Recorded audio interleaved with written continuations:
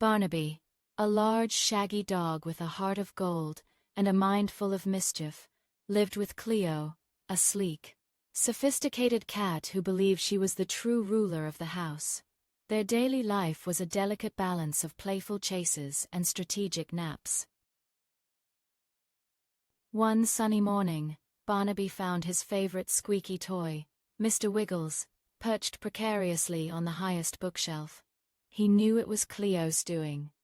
Her paw prints were clearly visible on the nearby chair.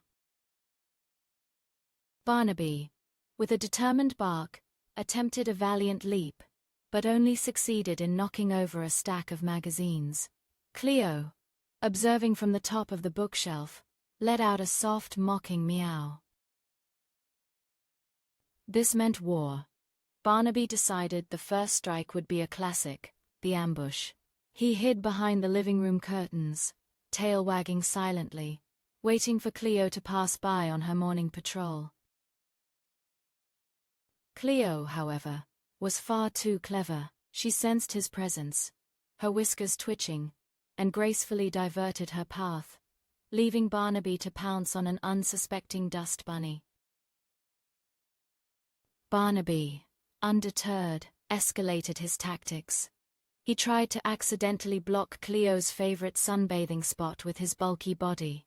Cleo simply found a new, equally sunny patch, giving him a disdainful flick of her tail.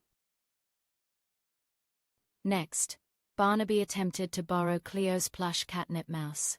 He stealthily crept towards her napping spot, but a sudden sneeze gave him away, sending Cleo bolting with her prize. Frustrated but still hopeful, Barnaby decided to try a different approach.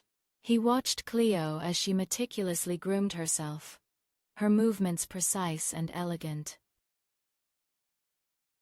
He then tried to mimic her, attempting to groom his own paw with an exaggerated lick, which only resulted in him nearly tumbling over.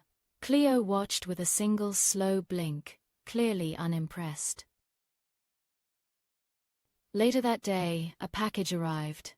It was a new giant scratching post for Cleo, complete with multiple levels and dangling toys.